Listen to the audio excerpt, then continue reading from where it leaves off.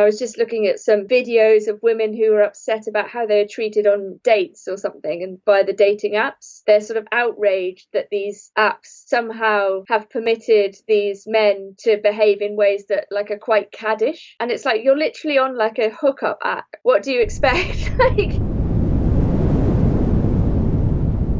did people try to cancel your book before it was even released? yes, they did. What happened there? Well, I won't go into detail, but there's a small number of very strange people who get their kicks from doing this. And we live in this bizarre cancel culture age. And so, yes, I have these people who think that talking about sexual difference is tantamount to somehow being Hitler. And they kind of run around, emailing people and trying to get me cancelled. And sometimes when I give a talk, people hire security guards to protect me. And lots of women are in this bizarre position. I'm sort of joking about it, but on some level, it's actually deeply horrible. And, who are these people? Anyway. Well, you're a very, very dangerous looking woman. I know. I'm terrifying. Okay, so do you think that there's a crisis with masculinity right now? Well, I think we're always supposed to say that. It's one of these sorts of cliches, like masculinity is always in crisis. Like ever since, I remember reading things sort of 20 years ago, masculinity was in crisis then. And I think in the 1890s, it was in crisis, and so on and so forth. But yeah, I do think there are sort of a series of things that have kind of come together to make masculinity and being a man seriously difficult and a big problem, both for men and for women. And I wanted to try and think about ways in which men and women could get along better, and that we could also start to talk again about what it is to be a good man, because this idea that all masculinity is bad and men are somehow, inherently evil, is incredibly stupid. It's not true, right?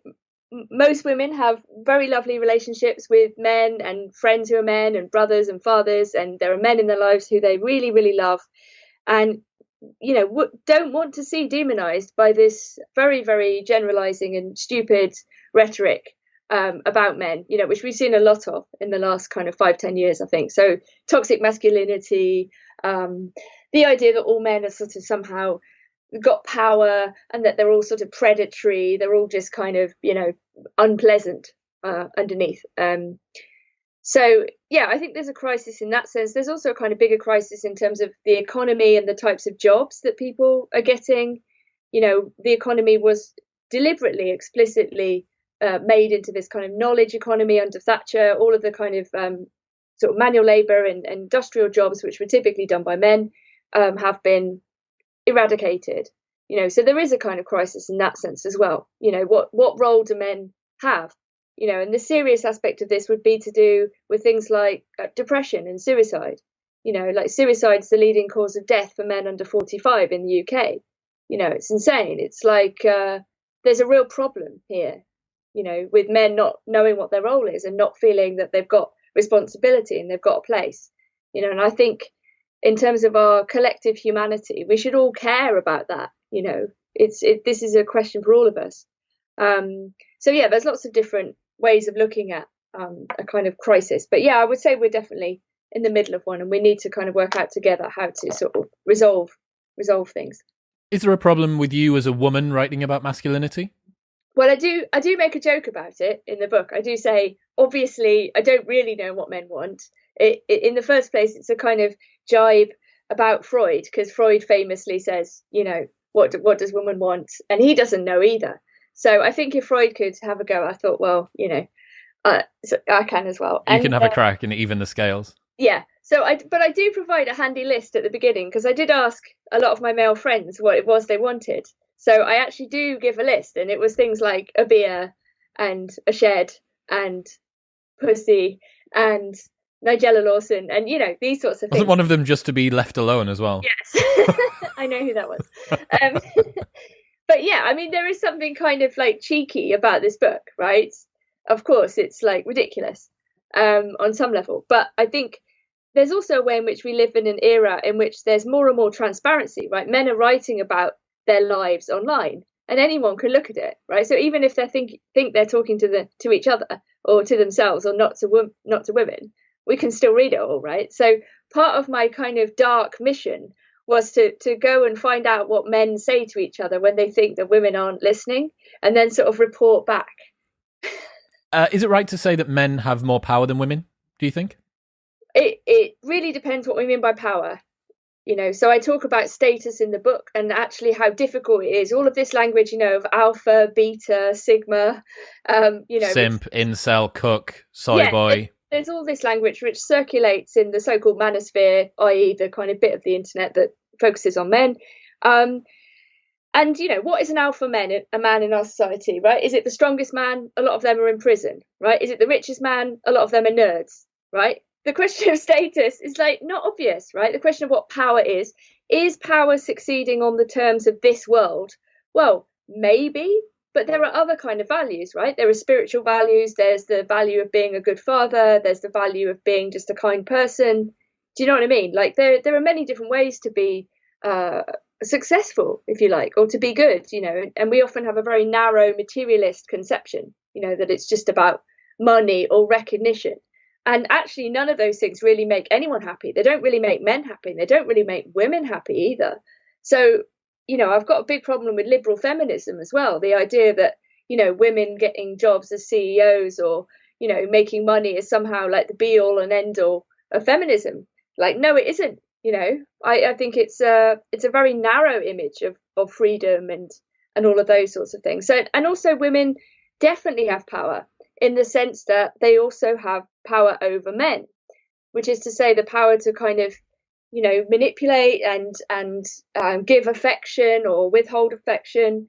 And lots of the things that men do are in relation to women, right? Not everything, but it's very obvious that men care about women. They care about what women think. They care about whether women like them. They care about, looking after them.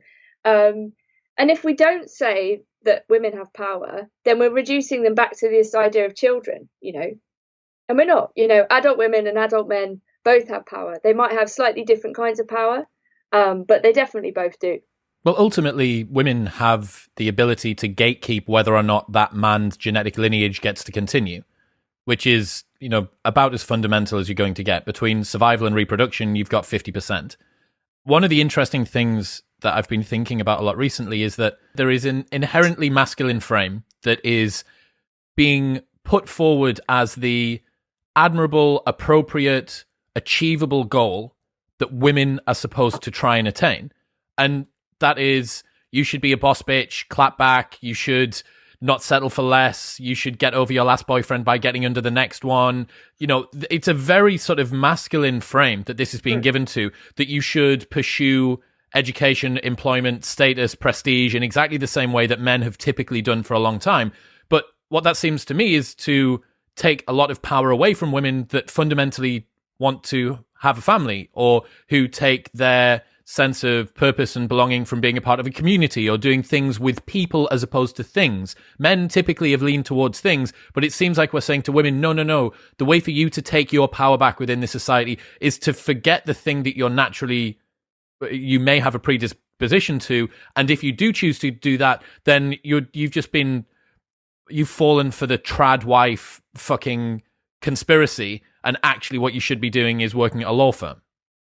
I think, whilst on the one hand we would love there to be kind of equal valuation of all different modes of life, so that whatever people choose to do, we would respect it, unless it's sort of, I don't know, being an arms dealer or murderer or something, but whatever, within a sort of frame, we would be encouraging of, hopefully, and we would value precisely motherhood and fatherhood, as well as getting a PhD or whatever, right? So, but I agree with you that the tendency in the kind of the current situation we're in, is to push women into those sorts of roles and those kind of, like you say, previously quite masculine positions of being having sex with lots of people, being successful on the terms of this world, and all of those sorts of things.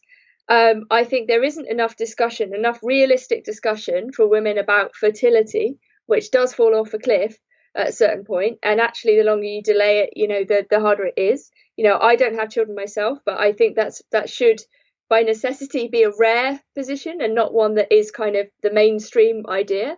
And it's a very complicated decision for women to have children or not. And there are lots of, some women can't have children, some women want children but leave it too late because of economic situations, So I think, part of this is about revaluing what it is to be a mother and a father, because I think that the culture genuinely is very down on that, and it's making it very difficult for people to start families, particularly younger people than me, particularly millennials, who are struggling to get access to those adult things like property and even renting and getting a job and all of that. So I given that I'm also kind of anti-capitalist and I'm anti-consumerism and I'm anti this kind of system, I don't see there's any advantage to women behaving like men in this system, because the system itself is inhuman and makes us turn against our fellow feeling, and it turns us all into competitors. So like in the book, I talk about the way in which men and women are encouraged to be more like brother and sister, almost like rivals, rather than as in some other kinds of relationship, which would be equal but different, and those differences would be kind of celebrated. How have we got to the point where there's so much fear and mistrust of men, do you think? I think it's a combination of things. I think, there's a kind of pendulum swing. We're about 60 years after the sexual revolution. And I think a lot of people are currently revaluing whether that was actually a good thing or not for either men or women, right? It seems to encourage forms of irresponsible, behavior. It turns sex into another kind of commodity rather than a form of intimacy and bonding, which it actually is. It shouldn't be treated, in my opinion, as something casual necessarily, and I think the more people have casual sex, the more it erodes their love of individual people, and the idea, if you start treating everybody the same, you don't see, the unique beauty of individual people, and you don't necessarily feel any loyalty to any particular person, right? So I think there's the sexual revolution has pushed us in that direction, and it might be beneficial for like 20% of men who can have their pick of 80% of women, right? Which seems to be how the data skews roughly. But it's not really beneficial for the average man or woman to have this very, very unequal, competitive, driven by desire sort of sexual economy. It's awful, actually. So I think, obviously there are very high profile cases where some men do terrible things, like Sarah Everard's case would be a recent case in point, which brings up questions of what do we do with male violence? And I think everybody wants an answer to that question, right? Men are violent towards each other, they're violent against themselves, and they're violent against women. Men are unequivocally responsible for like 95% of all human violence, right? We know this, possibly even more, but it is an issue. So I don't think that demonizing men and saying that they're all evil is a good solution. I think it's a terrible solution. I think it pushes men into a state of like a self-fulfilling prophecy. Do you know what I mean? Okay, well, if I'm evil, then I'm evil. Whereas I think if we say, on the other hand, that men can be good and that we can all be better, and that one of the other things I suggest is that men need to start thinking of themselves a little bit more as part of a class, class of people called men, rather than, or not only also as individuals, right? Of course, we're all individuals, but we're also part of a sex. I'm a woman, you're a man. It's not to say that you're responsible, therefore, for all other behavior that men, commit, or things that men do. But if we had more of a sense of looking after each other in a certain way, we might be able to prevent some of these things happening. So like if you had a male friend, for example, who was starting acting out and, I don't know, getting really all over the place, like maybe something bad had happened to him, maybe he was really depressed or upset and he was starting to behave in a bad way, tough love, like real love, would be to say, mate, sort it out, like I'll help you, let's get help for you, whatever, right? And that's what everybody needs at some point.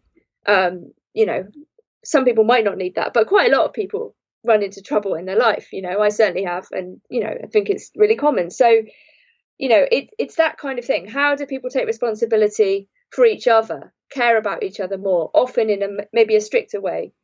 I think the problem is that it's very difficult to be proud of your masculinity at the moment when masculinity itself is pretty difficult to define, when everything in popular culture is saying that masculinity in the typical ways that you used to define it is toxic or somehow perverse or wrong.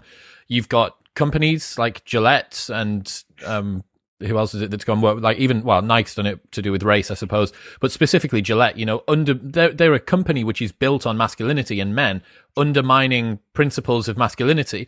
And then from a personal standpoint, you know, when the Sarah Everard thing, like we need to be protected from all men. And then if men say, well, it's not all men, that's somehow seen as the same as saying like all lives matter against Black Lives Matter. It's the same kickback that you get, which makes it's difficult to not feel resentment for the entire movement at heart. And that's, you know, it's a juvenile thing to feel, but it's true. You know, if I get lumped in with a psychopathic police rapist killer, I think, well, I have more in common with a woman than I do with that person. And then when I hear that, I think, right, okay, well, fuck you. And I go, okay, no, swallow it. This is an emotional reaction that's coming from a group of people that are having a bad situation, so on and so forth. But it's not easy. It doesn't co-opt me into that movement. And David Buss, the evolutionary psychologist, he had a look at the stats around sexual assault from men, and there are a very small number of men that conduct a massive number of sexual assaults. So it is not all men. Absolutely. And one of the points of the book is to actually to look at these forms of resentment, you know, both from women towards men and from some men towards women, right? So I look at the extreme kind of resentment positions, and say this isn't the way to proceed. Actually, you know, it doesn't make sense to blame an entire sex for your failings or to generalize in this way. So I agree with you. Again, the question for everybody is, how do we prevent these terrible things from happening? You know, how do we identify these tendencies in this very small number of men in particular?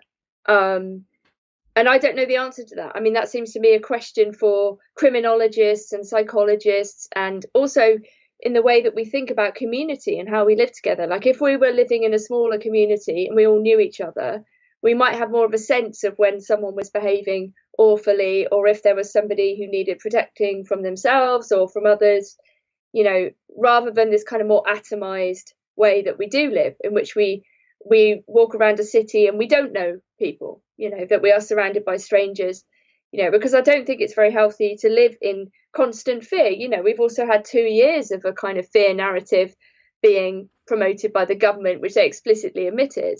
And I think this kind of encouraging feelings of fear doesn't benefit people at all. It doesn't benefit us. It does benefit, you know, I don't know, businesses who make money off people ordering offline and, you know, off the internet, and, you know, a general sense that people are isolated and lonely and atomized, you know, and none of that is good. So I think there needs to be more open discussions, more conversations, more listening, more understanding of both men and women, you know. And if men or women get angry at a certain point about how they think they've been treated or something bad, then there has to be stages after that. You know, that can't just be the only move. Why is it that we've got this sort of very low resolution view at the moment of people? What is it about the current world that's meaning that it's all men, all women, all police, all black people, all disabled people, all intergender people? Yeah, I think it's a divisive logic of the media in many ways, right? You know, we've seen people demonized or characterized in this way in terms of groups. Like, it's very, very useful for the powers that be if people feel divided among themselves. Like, you know, I remember rave, right, in the 90s, and this was great because there was this kind of collective experience. You know, not everyone went to a rave. I was a little bit young, but it was like an atmosphere where you would meet people who were different, and difference was cool. You know, and it was nice to meet people who were different. You didn't think, oh, I'm different from that person, therefore they're evil and bad and I must hate them. You know, it was a kind of recognition of difference that wasn't divisive. And I think, you know, what do the media want to do? They want to sell papers and they want to sell things. So the more polemical and the more generalizing, the more... What's polemical mean? Oh, sort of taking one side in a very fierce way. So like a polemic is like a kind of, an angry screed written against. So I could have written a book that was like a polemic against men. I could have written I hate men or whatever, but it's not true, right? It would have been a lie. There are many men I love. So it would have been ridiculous. But it's a form of writing if you want to say something in a kind of over the top sort of way. And I think, the media thrives on these kind of generalizations and these kind of like claims because people will click on them and they'll be irritated. And, so I think the more we step away from those things and we think about what's real in our own lives, like the people we know, our friends, our partners, our families, the better. And I think a lot of this is also about turning people away from their families and dividing them in that way. So I think the family should be much more, prominent and celebrated as a form of even as a form of resistance against the state and against the incursions of a world that makes you want to think that we're all enemies. What about the patriarchy? Well, there's a chapter in my book which discusses this, and I say that I think the way in which it's generally used in a casual way today is completely meaningless, if not sort of actively unhelpful. It doesn't really take into account questions of class. There are many men who don't have power in however we define that. There are many men, like I talk about the opioid crisis in America, which is overwhelmingly affects poor white working class men, in their swathes, and we've known about that for a few years, and the suicide rates and so on. And so there is this kind of question about, well, if the patriarchy exists, where does it exist? Does it exist in the bodies of individual men? Are you a patriarch? Are you oppressing me right now? But also I go back and look at the original meaning of it. So if you look in the Bible, you have these patriarchs like Abraham. And actually what a patriarch is someone who takes responsibility, and looks after his family. It's someone who is actually the adult in the room. And actually we have a culture that encourages both men and women to behave like children and infantile, demanding toddlers for as long as possible. That's what consumer culture is. So, and actually nobody really wants to take responsibility, because taking responsibility for yourself might mean, getting fit and looking after yourself and not acting like a dick. And taking responsibility for other people would involve things like telling people to stop, like you've had enough, or let's go home now, or whatever. And a lot of people don't want to take that role either. So actually, where there's a sort of lack of patriarchy in the old sense, which is people taking responsibility, as well as there being a lack of actual fathers. Why do we live in a culture in which it's okay for fathers to abandon their children? Right? It shouldn't be okay at all. Why is it that this problem that we are seeing to do with masculinity and this sort of man-hating, why is that accelerated so much within the last maybe 10 to 5 years? Is it MeToo? Was MeToo the sort of match that ignited this? Well, I think it was happening before that. I mean, I remember a long time ago, there were all these discussions about whether men were over. Do we still need men? Why don't we just have a sperm bank or something? And, that was the real radical feminist approach, right? Wasn't it the 1970s or something, that even the non-lesbian feminists were turning lesbian because they wanted to prove that they didn't need men? There was always a very small minority. And I do talk about separatism in the book, but there's also kind of forms of male separatism, like men going their own way. And, this is also a small movement, but it's interesting to compare them. Yeah, and it's weird, actually, because I think the stereotype of the second wave feminist as this kind of angry, man-hating woman was never actually true, but now it is true. So like if you're a liberal feminist, like you do hate You've men. become a cliche of yourself. Yeah, and actually I don't think the second wave really did hate men, because actually a lot of it was about getting rid of gender expectations, and that was also for boys and for men. It was like saying, we should all be able to express ourselves more, and that gender is harmful. Gender, as in social expectation, is bad for both men and women and boys and girls, right? So it wasn't just, women need to do better. It was like, actually, if we change the framework, it'll be better for everyone, men included. So I think, like I say, I think the media has encouraged this kind of, divisive hatred, which isn't real, but does have real effects, in terms of how people think. And I was just looking at some videos of women who were upset about how they were treated on dates or something and by the dating apps. And, they're sort of outraged that these apps somehow have permitted these men to behave in ways that like are quite caddish. And it's like, you're literally on like a hookup app. Like, what do you expect? Like, so I don't know. It's very weird, but there's sort of like a permission given to I don't know, be outraged about male behavior, even in a culture in which that's obviously encouraged. So it strikes me, if you really wanted to meet like a nice man and you didn't want to have to go through all of this like rigmarole of the dating apps and whatnot, like you'd be better off like going to church or like joining a gardening organization or taking up a hobby, like something in the real world near where you live, in which you would meet people in a more random way, not through the app, not through mediation, not through the computer, which has all your data, but rather in real life, like people used to do. That's obviously quite a radical thing to say, that you shouldn't just meet people online. But I think a big part of that is we've nerfed the potential, or most of the potential, for the pain of rejection by using social media and Tinder and Bumble and stuff like that, because getting ghosted on a dating app is painful, but it's not as painful as walking up to somebody in a bar and them rebuffing your advances, especially as a guy, remembering that 86% of women say that they want the man to be the one that makes the first move.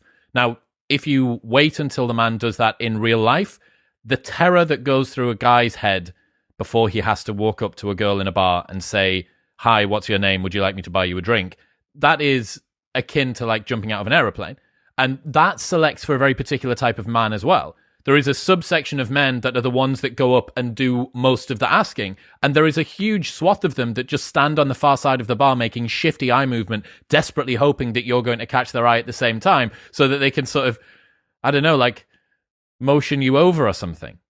No, sure. And I do talk about that, the changing fortunes of the pickup artists, the fact that it's moved from real life to online, and there's the riskiness of the early days where it was, as you described. But, also things like people used to meet their future spouses at work.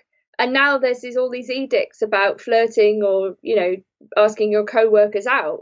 Right. And do people even work in offices anymore? Or do they just sit at home, on the computer?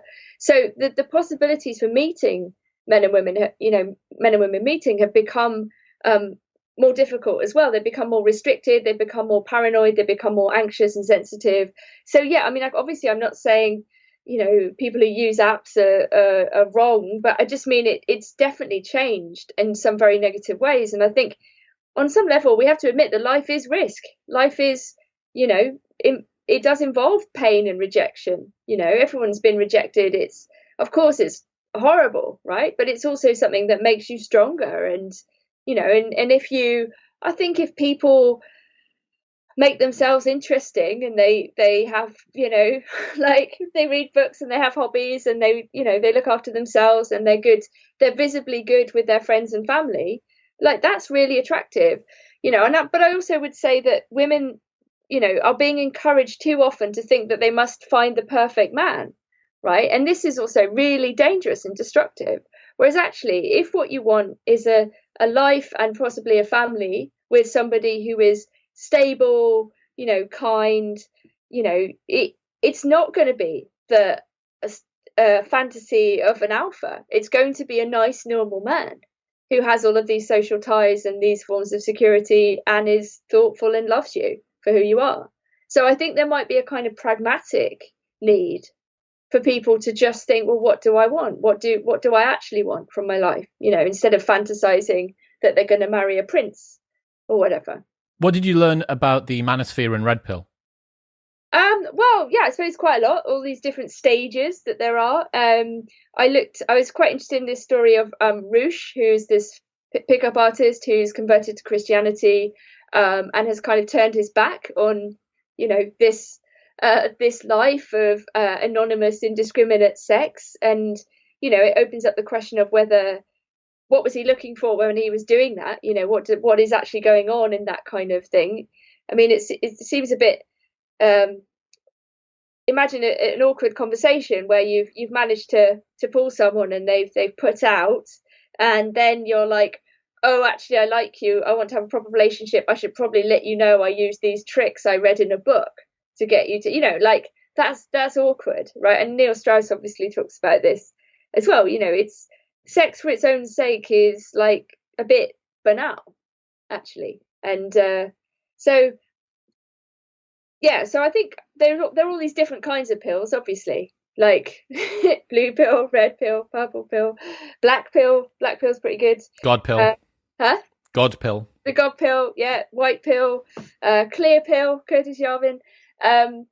So yeah, I don't know. I mean, I think I was interested in what the forms of resentment actually were, like whether there was actually material basis for the kinds of resentments that we would associate with a men's rights activist, right? So I was prepared to sort of take these grievances seriously, and some of them are kind of correct. Men do dominate the most dangerous jobs, for example, right? If we're talking about equality in the workplace, do we really want more women to work as tree surgeons or on oil rigs or whatever? Like, there are obvious limits to when we talk about equality, in the workplace and other areas of life. I think to go deep into male resentment is interesting. You do end up with like MGTOW, on the one end, like these kind of neo monks who are like men who are sort of like not religious necessarily, but basically saying, I don't want any part of this. I don't want to go down the dating route. I can't be bothered. I think that women are gold diggers. They point out that lots of men don't reproduce and lots of famous men don't have children, and they kind of celebrate this form of, like, I don't know, volcel, voluntary celibacy. You're now part of an illustrious group that stretches back through history. Yeah. Why did you find that most men joined MGTOW, or were there some common trends that you discovered for that? I think some of them were definitely upset by a particular relationship going south, and that this had kind of coloured their impression of women as a whole.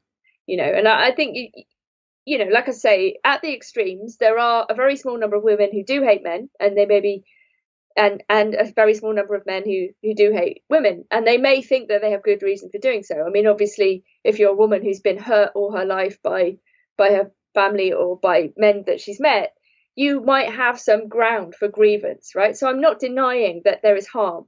I'm not denying that people are upset and with good reason, and sometimes there is justified resentment and hatred. But I actually think that's not the vast majority of people. I think those positions are very extreme. And the same would go for MGTOW. This is a very small group of men, some of whom are just not interested in women, right? That's also fine. And obviously the book focuses on heterosexuality and heterosociality. So I explicitly say I'm not talking about gay men or gay women. But I think the comparison with female separatism is quite interesting. Is it possible to live given that we live in a very mixed world, to live separately? What does it mean to try to live whilst minimizing your contact with the opposite sex? Is there a difference with how the women's separatists of whatever the 1970s are framed versus the MGTOWs of the 2020s?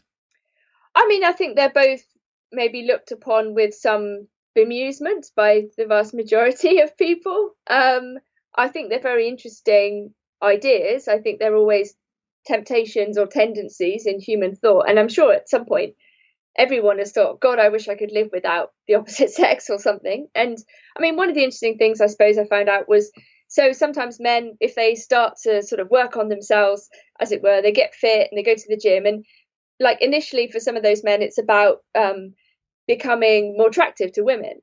But actually, the further they go down that route, the more they're just interested in looking after themselves for its own sake, or hanging out with their bros, or, being part of a kind of masculine or male group.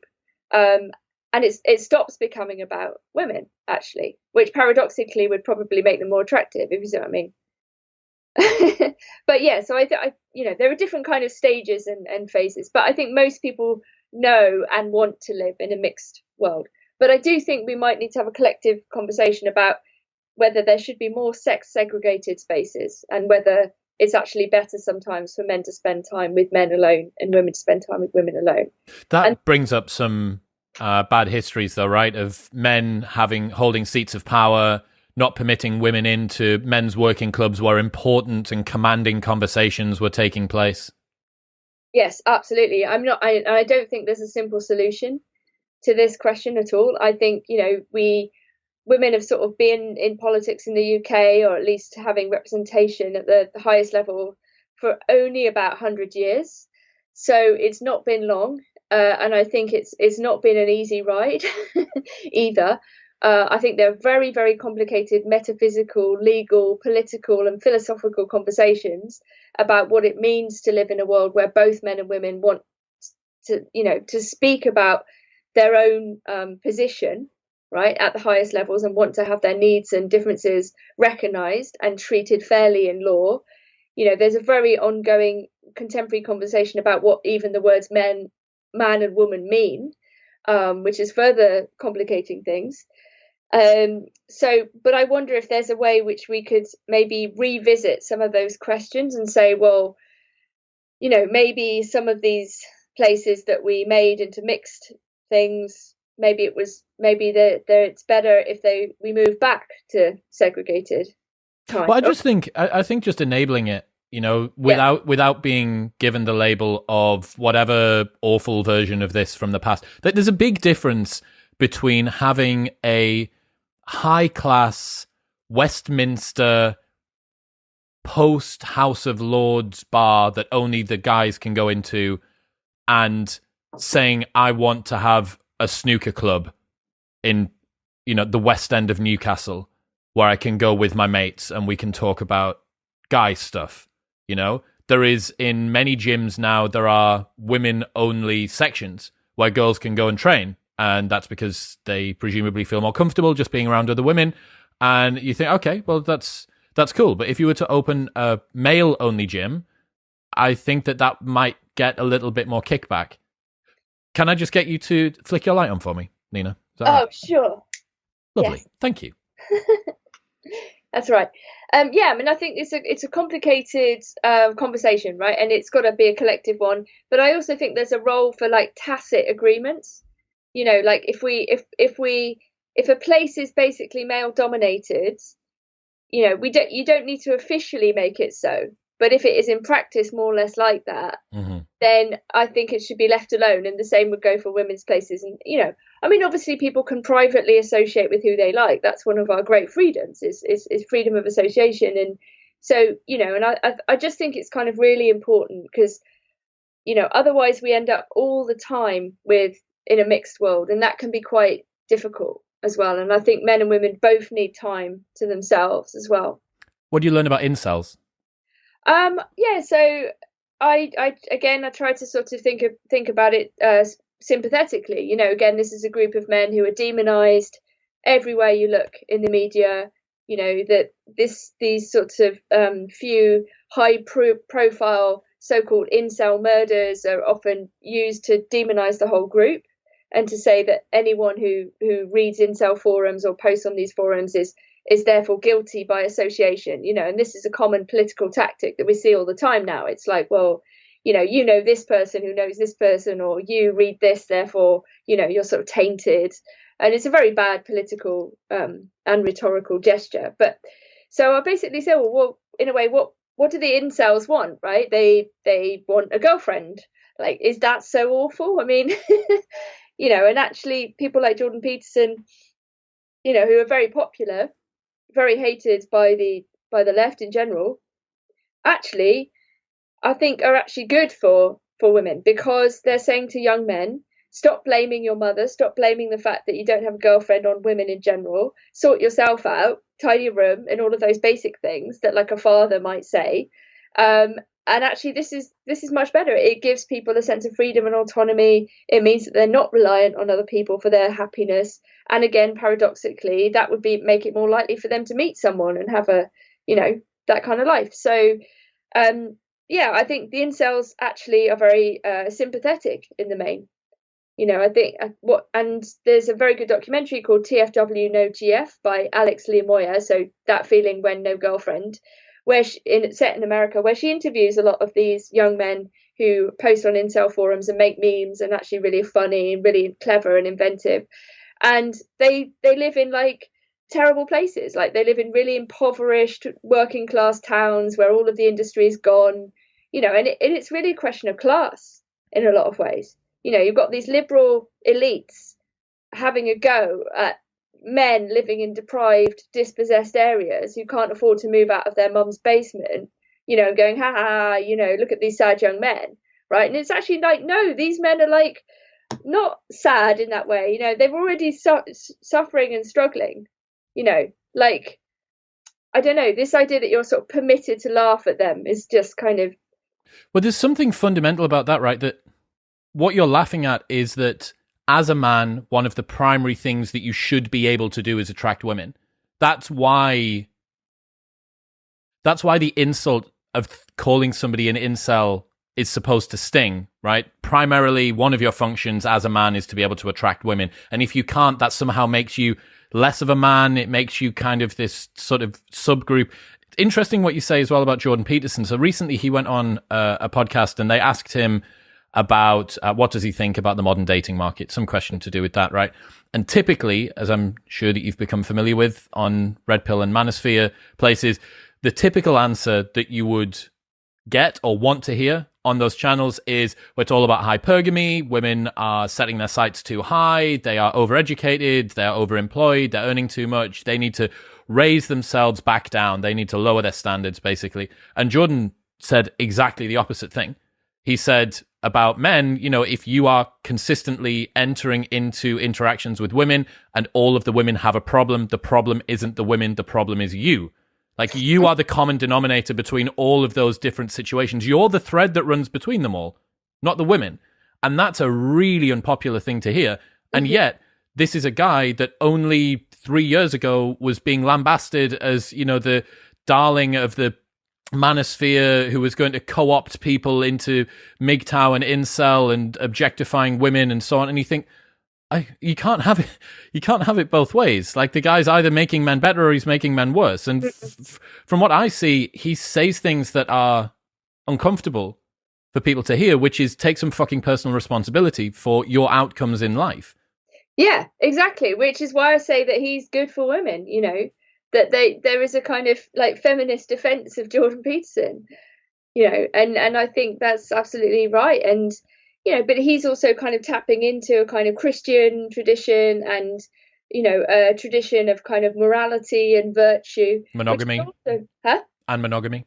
And monogamy, yeah, which is also kind of eroded by the current culture, which is consumerist and hedonistic. And, so I think a lot of people are coming to the conclusion that there is something wrong with liberalism. We all need to sort of look at what's happened and where we're at and how we treat each other. And maybe revise some of these fantasies of freedom that we've been sold. Do you think that the sort of dominant liberal culture makes women unhappy? I think in some cases, yes. I think it's not obvious that the apex of female existence involves being kind of like well paid and lonely. And, I mean, for anybody, because we're human beings, we're social beings, and so obviously I'm against this system in general, and I'm against it for men and I'm against it for women, and I think it's sad when we're not more sympathetic to each other and we're not more in touch with each other, and we think that success is like getting a well-paid job in the city. That's the peak of what you're supposed to achieve in the modern era. Yeah, I mean, it's just rubbish, and most people have a breakdown at some point anyway because they realise that it's rubbish. I had Greg McEwen on the show, author of Essentialism, and he's been paid to work with these huge companies, Disney executives, Nike executives, the peak of the peak of the peak in terms of people that have been hard charging, type A go-getters. He said he was working with this one executive who had said to him that he'd finally got the position that he wanted, board member at some huge company. And this guy had been doing, 80-hour weeks for 20 years. And Greg sits down and they're going to have this conversation. And he said, my son won't talk to me. And Greg was like, well, I thought we're having this conversation. You've just made your board member thing. And he said, yeah, but my son's left the house. My son won't talk to me. And he's like, okay, what's the problem with this? Like, how can we move forward? So, well, it turns out that for the last 20 years, all I've been doing is working, and I've had my ladder leaned up against a wall that I really thought that I wanted to climb, and now it turns out that my ladder's leaning up against the wrong wall, and I now don't have a relationship with my son. And this guy broke down and said, well, I would give it all back if I could have this relationship with my child. But you've missed it, and that child's now 20 years old or something, and that's gone. You don't get to have that relationship anymore. Yeah, no, exactly. And I think a lot of people are realizing what's important in life, and it isn't work. It's your family and your friends, and, you know, looking after yourself and enjoying nature and being outside, you know. And I don't think we need more people to do more things.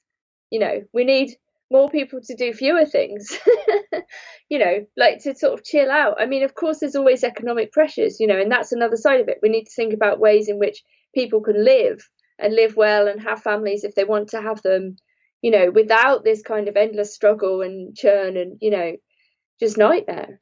Why is it that any male movement seems to get associated with the far right? Yeah, this is an interesting question. I don't directly talk about this, the political dimension in the book, but I do that explicitly, like for a good reason, which is to say, I didn't want to go down this whole route of discussing, you know, this supposed association, but I think it reaches absolutely absurd levels. I don't think it's true, by the way. I don't think, you know, I think this is a kind of left liberal smear. You know, I mean, women who say that women exist are now called far right, for God's sake. You know, I mean, this is like the use of the words Nazi and fascist and far right are so removed from reality and actually offensive historically.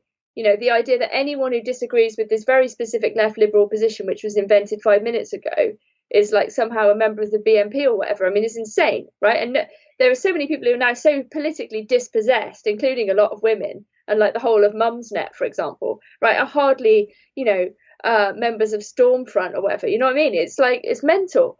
So, you know, there's a kind of general political problem with the rhetoric, but, you know, even something like NoFap, like this movement for men who want to stop masturbating and stop watching porn, which I talk about in the book briefly, and I think is a great idea, and it seems really supportive.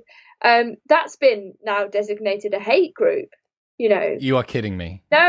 No, and you're like, this is absolutely mental. You know, NoFap has been designated a hate group. A bunch of men that are focusing on not touching their penis all day are a hate group. What do they hate other than their own penis? Well, I suppose the implication might be that they use some of the same forums, or that they, you know, I don't know, that they must hate women because if you don't want to masturbate to horrible images of women on drugs, you know, being filmed, like, therefore there's something wrong with you and you're some sort of misogynist. I don't know, it's mental. You know, I think the other thing is, like, people need to, these groups, these sort of anti-hate groups, which are actually themselves hateful, and they need to create Nazis, right? They need to say, you know, more and more people are Nazis, because that's just what they do. Like, they need there to be all of these apparently hate-filled people that there aren't, in fact. You know, there are just people who disagree, which is reality, you know.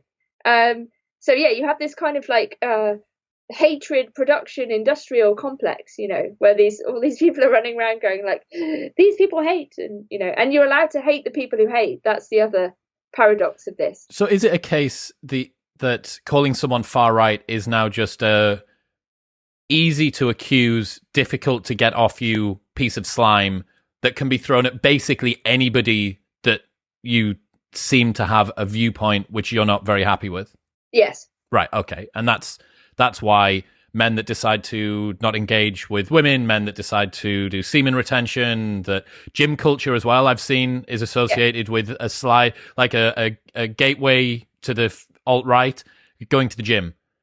And you think, fucking hell. So I heard you talk, it's not in the book, but I heard you talk about the purity spiral on another show. Can you explain that? Because I was really interested. Yeah, I mean, it's not my idea. It's obviously been around for a long time. I mean, there are. Well, it's the first time that I heard it, so not obviously to me. Which is why I need you to tell me. I just want to make it clear that it's like I didn't come up with it.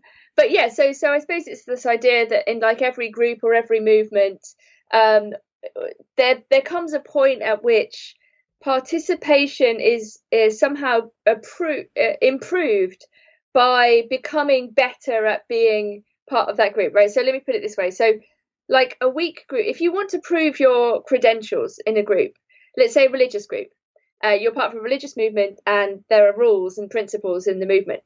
Those people who really want to do well would be very strict about those rules, right? They would be like, I'm following these rules. I'm a better X than you. I'm a better cult member than you because I'm more adhering to the rules. And to demonstrate my loyalty to these principles or these rules, I'm going to start expelling the people who are not living up to these standards, right? So you create the out group, you're in the in group, and you start to create the group. You make the group stronger by becoming purer and purer, right? So you expel all of the members that have, transgressed, or they're not following the law to the letter, but only the spirit. So a lot of people have suggested that parts of the contemporary left have become like this, that actually people's determination to adhere to the rules, whatever the rules are, these new mantras that we're all supposed to agree with, we're not supposed to question them. You just have to repeat them. This idea that there are, some groups are more oppressed than others, and we must kind of, focus all our attention on the most oppressed. And here's the list of who are the most oppressed people. And so some people get really fanatical about doing that, like I want to be the best leftist activist, I want to prove my credentials.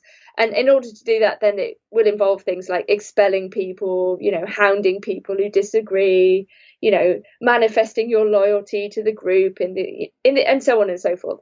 But it becomes like a kind of spiral because it sort of starts eating itself, and some of these groups become like circular firing squads, where it's like who will be left standing, because like everyone gets taken out.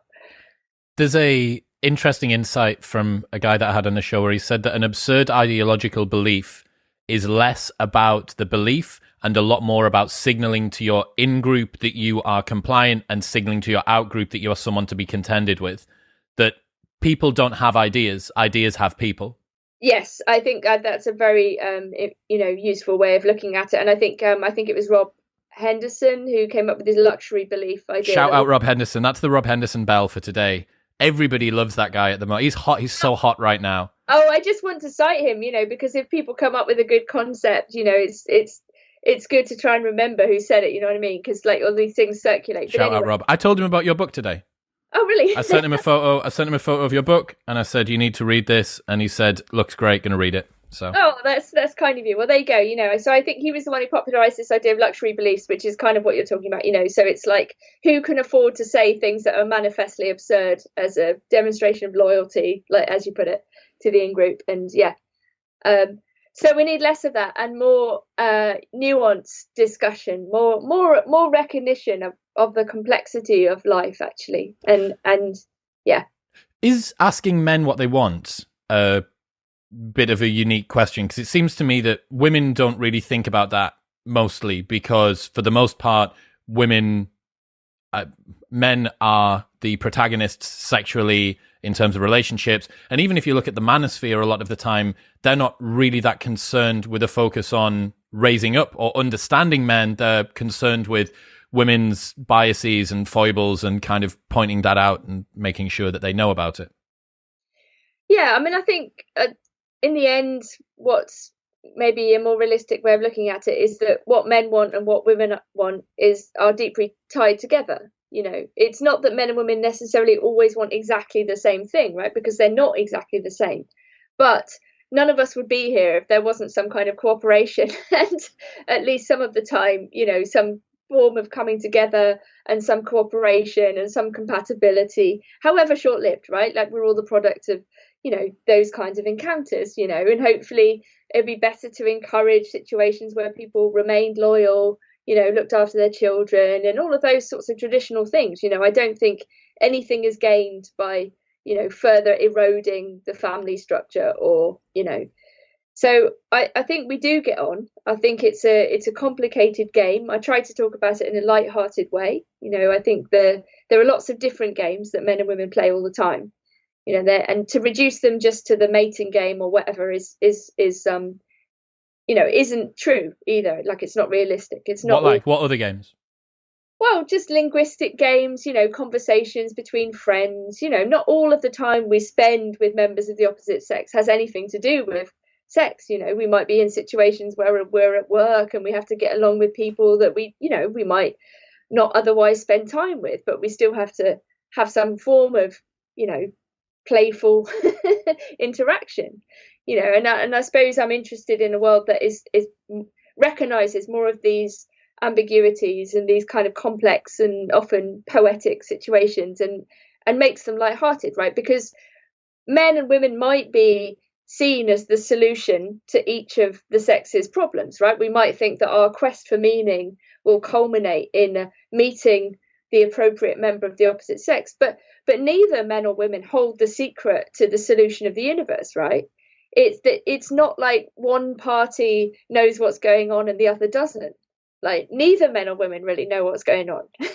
It's like a collective process of trying to work out together. So in that sense, like, it is kind of absurd and it is kind of cosmic, and it can be really nice and fun and playful. It doesn't have to be grim and suspicious and, as if you're trying to crack some kind of medieval code, It's interesting. I really don't know I don't know what situation has occurred where so much humor has been lost from society in like such a short amount of time. And it's not, even if you take it out of, you're talking about play and games and stuff, even if you take it out of non-mating and put it back into mating, stuff like flirting as a function, a really important function for young guys and young girls to learn how to effectively and attractively communicate with the opposite sex. If you're in a place of work, now that's a no-no. And there's a lot of articles that I've read online talking about why men should basically never approach women. I've spoken to guys, this was a real eye-opener to me. I spoke to a guy 18 months ago who was 20 years old, and we were in a bar, and I was saying, hey man, like the two good-looking girls over there, should we go up and speak to them? And he honestly looked like I'd suggested that we go and murder them. And he was like, no, dude, no way. What do you mean? It was just they're not fucking Medusa. It's just there's two girls. And he couldn't believe it. He was like, no man, I've been told like do not approach a woman if she doesn't make the first move. Right. And I thought, well, I mean, there's a lot of different reasons about why the population crisis may be occurring, and that this may be the time on the planet with the most number of people that there's ever going to be. And maybe it's all because of that. Maybe it's just because men are shitting themselves and not going up to speak to women anymore. Yeah, maybe. I think, I think we all have to ask ourselves, like, who benefits from a world in which men and women are too afraid to speak to each other, right? It's not us. It's not men and women who benefit from that. It's other people who are going to make money off your anxieties, who are going to be able to control you, who are going to be able to feed you media narratives that tell you that this sex is horrible and this sex is horrible and this group is horrible. Do you know what I mean? It's a way of controlling, I think, interaction as such. Like, for example, with touch, there are loads of different ways of touching people. Some cultures are really tactile. Britain is not a very tactile country. But if you have, even on top of that, if you have a kind of suspicion or a paranoia about how touch might be perceived, like, oh, what if that person perceives it as a sexual thing when it's not, and so basically you end up with a world in which everyone is too afraid to do anything, right? But this is a terrible world, right? Imagine the most afraid person, hypothetical person, the person who wants the most safety, who never wants to be in any risk, that never confront danger. Like, that is a bad world, right? And we don't want the world to be modeled on the fear of this hypothetical person, right? So there has to be this kind of gray area, which is open, to misunderstanding, people making mistakes. That's why Christian culture makes more sense, because it's like saying, look, everybody's flawed, everybody's broken, right? No one's perfect.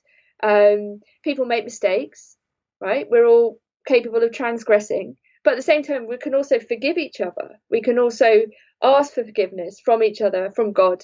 We can atone for our sins. We can become better people. This is why I talk about goodness in the book. Like, it has to be possible for men to be good. Ideally, we all want a world in which we are all better people, and it is possible to improve in loads of different ways. right? Rather than simply saying, oh no, this entire category of people is just doomed to be, awful. It's like a original sin puritanical approach.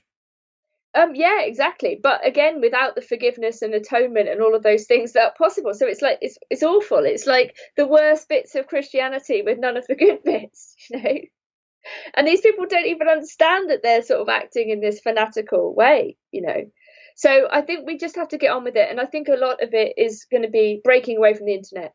I think there's going to be a third summer of love. People are going to come together, maybe this year, after 2 years of, this pandemic nonsense. We will, have a big party. And one of my friends, Morgan, tweeted at the start of this year, where 20% of the way into the 20s, can we start roaring yet? Because that's what we were told, right? Toward the back end of 2019. Oh, it's kind of been all sort of withheld and puritanical, and everybody's been making judgments of each other, but the 20s are coming back, we're going to... And then, I don't think that COVID has made that much of an impact when it's come to the identity stuff. It's given people more opportunity to be online and on the internet, which has maybe made them more neurotic. But this is just the path that everything was going on in any case. I know. I mean, I really naively thought when the sort of pandemic stuff started, whenever it was, March 2020, yeah.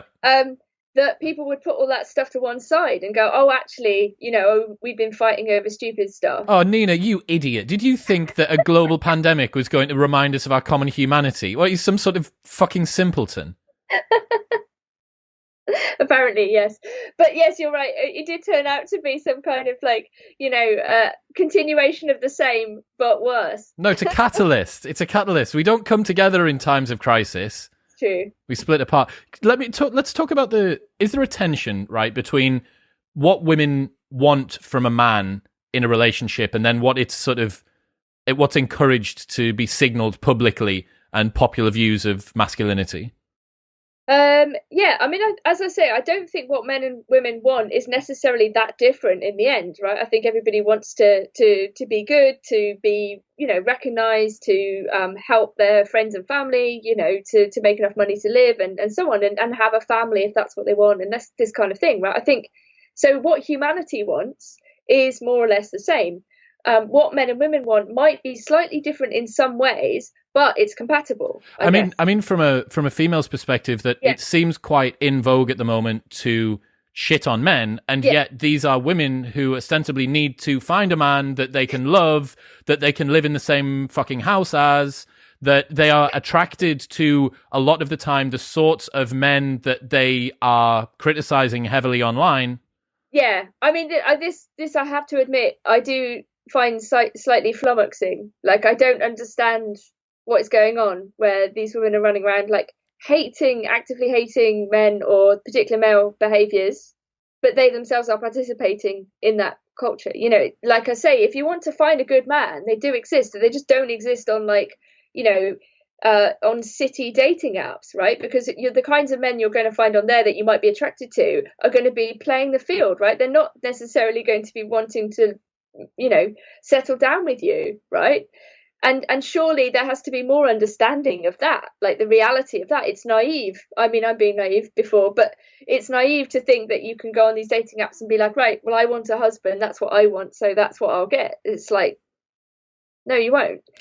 It feels like the world's been made sort of increasingly pure and malleable to the stage where everyone has unrealistic expectations about what life can deliver them now. So women want men to avoid a toxic gaze, but also 86% of women say that they want a man to make the first move, or men are told that they shouldn't objectify women. Meanwhile, 50 Shades of Grey and OnlyFans makes millions off the exact same dynamic.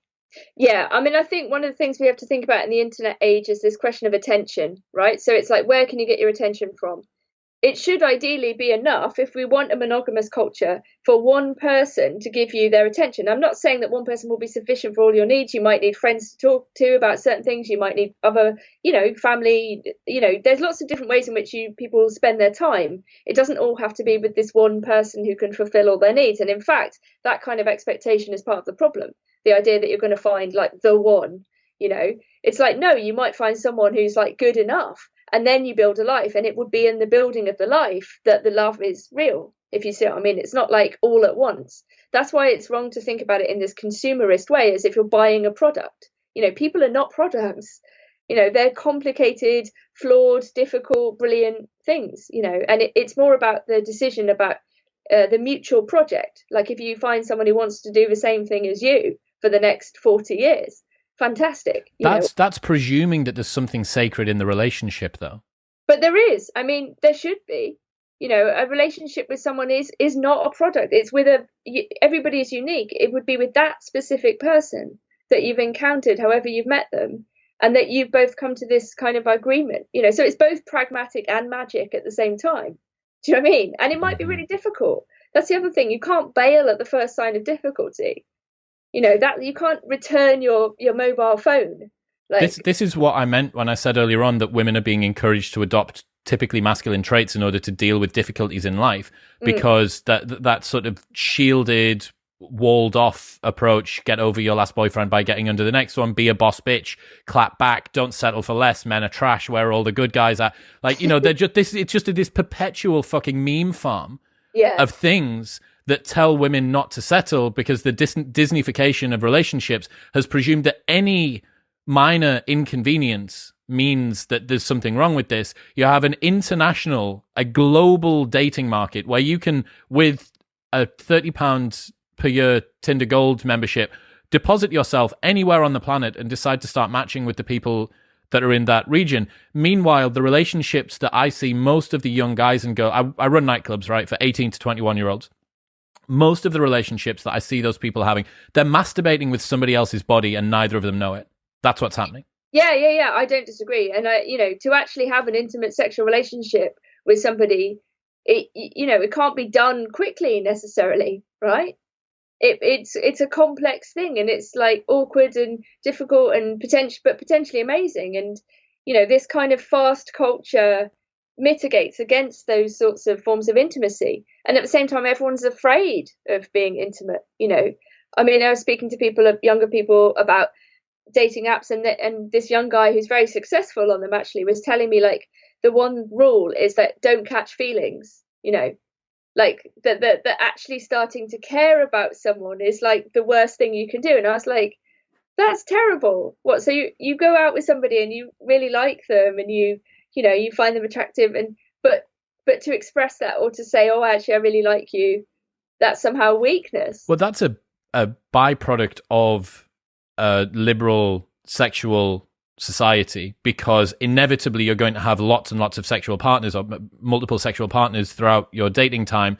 And if that's the case, you're going to end up just using the person transactionally, and then inevitably you're going to move on. So the protection against being ghosted and the pain of feeling rejection is to never allow yourself to care. And then, even with...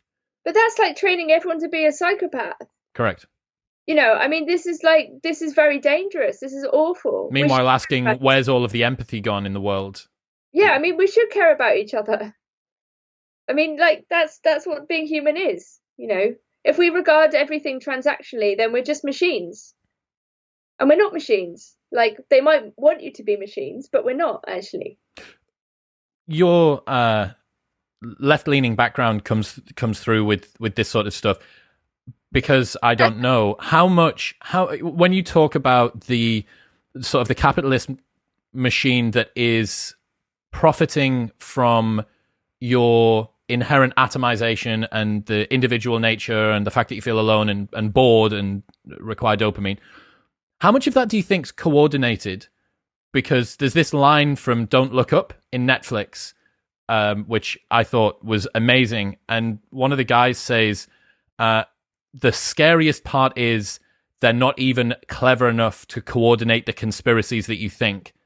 So how much do you think that companies and the people that are running the show are aware of the impact of this? And how much do you think that they're just sort of along for the ride on top of appropriate trends that have happened to occur? Sure, and I think this is a perennial question that anyone who thinks about what's going on will always end up with. It's like, are they malevolent or are they stupid? Right? It's like, everybody ends up and it depends on how paranoid you're feeling as to how far you want to take it in each direction. But, So I don't have some grand conspiracy theory about what's going on, but I think one of the better ways of asking this question is to say, well, what difference would it make, given the material reality, given what we're talking about, for example, the encouragement of psychopathy?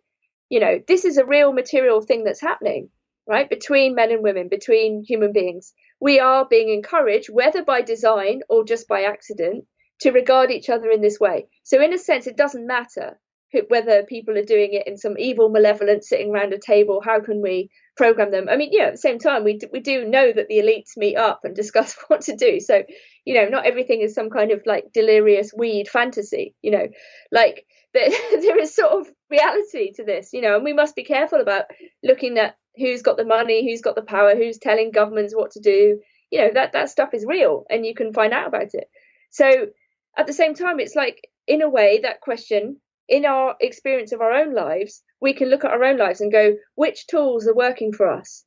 How is this thing making me feel? Am I feeling more or less alienated when I use these apps? How does watching porn change how I feel about women in general? And so on, right? So I think this thing about beginning from yourself, it's like, to even think for yourself in the first place it sounds so simple, but it's actually so difficult to think for yourself. To actually say, what do I really feel about this issue? And it might be completely different from what your friends think or what's being said online.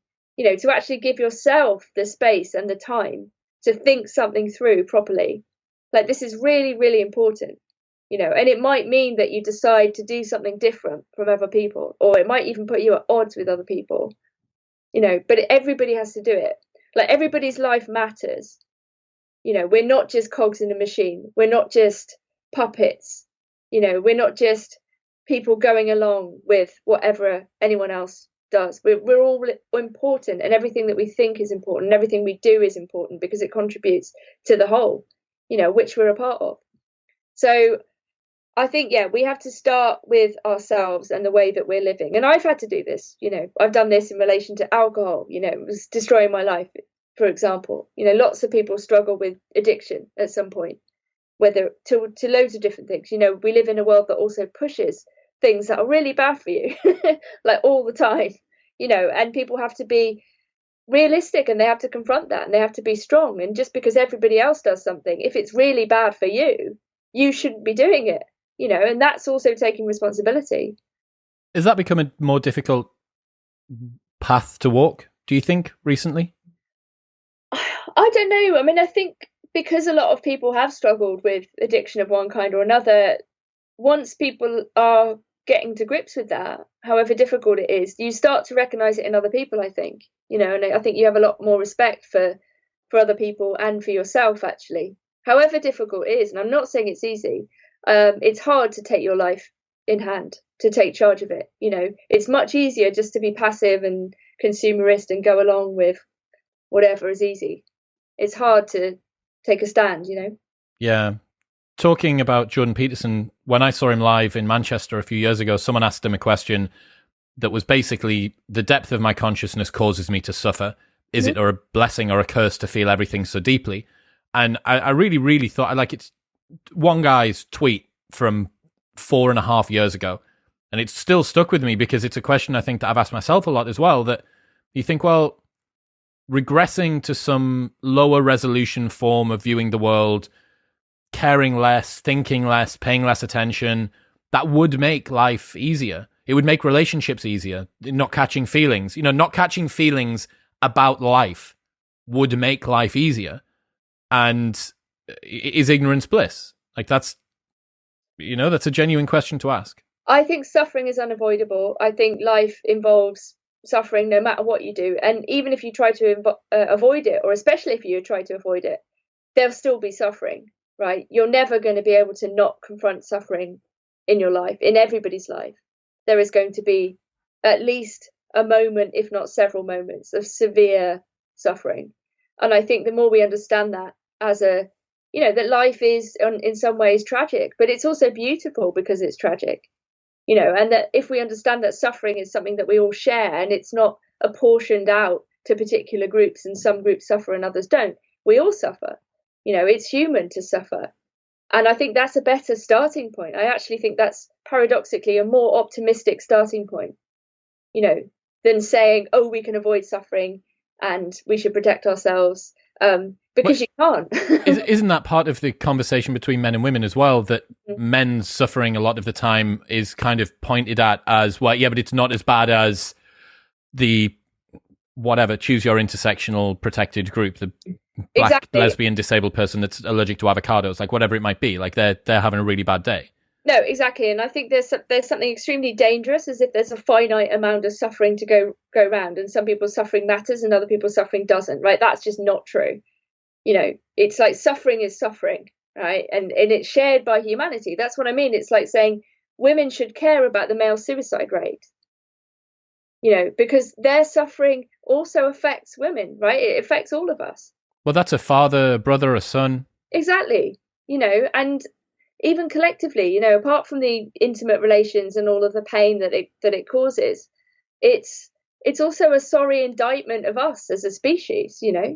If you've got vast quantities of unhappy people, whether they're women or men or whatever, it says something about us as a whole. We should be trying to think about the reality of suffering, and then how do we collectively deal with it and mitigate it where we can, but we can't avoid it. We can't fully eliminate suffering. This is where you end up with horrible dystopias, where like computers are telling us what to do, and you all have to stay indoors and eat bugs and live in a pod, and then you're safe. But finally, that's not life. What are the masculine traits that you think that should be retained then? Yeah, okay. So, I mean, I say, look, just because we're modern, it doesn't mean that everything our ancestors thought was nonsense. In fact, they were like really onto something. So I talk about things like courage and loyalty, and even the very idea of virtue. Virtue as a word is actually tied to the word for man, like vir, the same word, the root word that we get virility from. So morality or virtue and masculinity are deeply tied together historically. And the idea of what it means to be a good man, like for the Greeks, would be to be aware of your own strength, but not to deploy it recklessly, right? It would be having the judgment to know when to be strong. Like that's what it would be to be a good man. It would be to be courageous, but also exercise judgment, not just to be like some kind of crazy warrior or something like that. So it would be things to do with older virtues, but also a kind of fusion maybe of like the Christian virtues and the classical virtues, or even frankly any discussion of virtue whatsoever.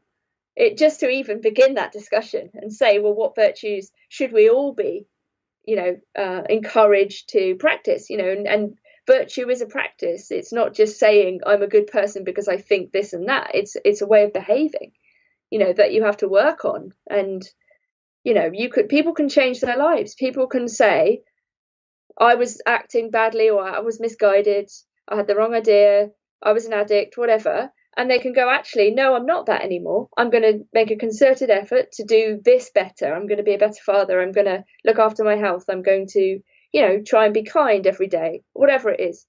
Everybody can make positive changes. I think the UK has a particular problem with this.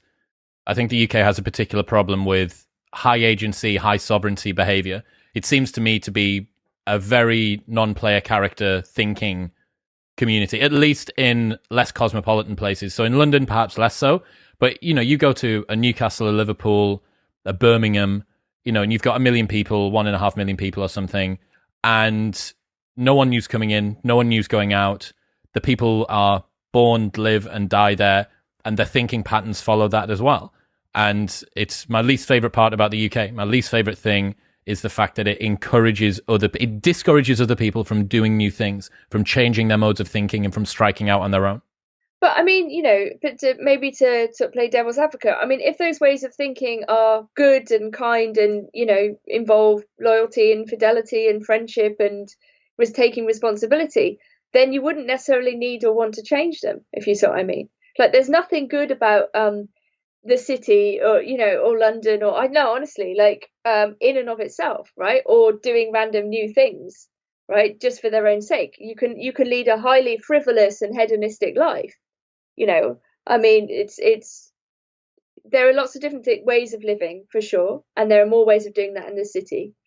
But if you want to stay somewhere that you love with people that you love, and even within that situation, you can, if you're drinking too much, or if you're staying away from your family too much, you can make those changes. You can make shifts and alterations in your behavior, however small your. My point there is that I think people who would let's say that they were drinking too much, if that's what the norm is, and in the UK we have a huge binge drinking culture, which my industry contributes to, if as soon as you start to peel off from this, and I saw this, I did 1,000 days sober, I did 6 months sober as a productivity tool, and I saw firsthand the way that people respond. They look at you. Alcohol is the only drug where if you don't do it, people assume that you have a problem. Mm-hmm. Like the only reason that you wouldn't be drinking is because of a dependency. And that is like a microcosm for pick whatever it is that you want to do. I want to start a business. I want to travel the world. I want to do whatever. There is a small town mentality that I think has become extrapolated across a lot of the UK. And it's stopping people from enacting what they gutturally, intuitively know to be true, and instead making them more prone to just the race to the bottom of the brainstem, whatever the path of least resistance is, to do what everybody else does. And that hive mind thinking, like, there are people out there who would be able to make changes and be positive influences downstream on the people around them that are terrified of doing it because of the culture that would isolate them for being the person that decides to do something differently. And when I've been in America, it is not like that at all. It is really, really not like that, based on my experience. I mean, you say that, but I was recently in New York and Boston, and people were extremely conformist on the mask front and all of the COVID stuff in a way that people in Britain are not. That's interesting. Yeah. So, I can see that. And that kind of shocked me too. And I know it's even more politicized over there, in terms of red and blue states and whatnot. Mm-hmm. So it's like, so I don't know. I mean, I think it may be also in the question of age. I think if people do copy each other. We're very mimetic, right? We follow what other people do. If someone likes something, we're interested in it because they like it, like we're because we're social creatures, but I think at certain points, like if someone is going down a path that's bad for them, if it doesn't go too badly wrong and they manage to survive, there does come like crisis points in people's lives, even if they're doing what everyone else does, and even if they're sort of behaving in a normal way. I think at some point everyone will have an experience with a crisis, or something bad will happen, their parents will die, or some tragedy will happen that will cause them to sort of maybe think about their life, fundamentally. And that often brings about great change, So I don't know. I think I'm kind of optimistic, even on the basis of this tragic worldview. Like, I think I would put it that way. What about the future of masculinity? Are you optimistic for that? Well, like I say, I think, I mean, I wrote a book. A book is just a book, right? It will be read by like 10 people. That's fine. So, I mean, as much as we can do, I think the vast majority of things that we do that matter are in real life. It's our real life interactions with people. It's not arguing online. It's not anonymous encounters. It's, who we are and how we behave to the people around us, and that's real life. Like it's about that. And I think it's about having more sympathy, not buying into these media narratives of resentment, not giving into these feelings of generalization and sweeping statement, and being reminded that clickbait is just clickbait. It's not real, and the feelings that you have towards your father and your brother or your friend or your partner are real. Like, those are the real things, right? As people spend increasing time online, that becomes life, though. Sure, I know. Screen time can outweigh real life time. No, exactly. And everybody has, anyone who spends any time online and struggles with this question, especially if your livelihood is tied up with it and whatnot, or you have to promote stuff or whatever. I mean, I don't disagree, but if you had to sit down, if everybody had to sit down and make a list of all the things they valued, right? In the end, I doubt that very many people would put YouTube Instagram, above my father. You know what I mean?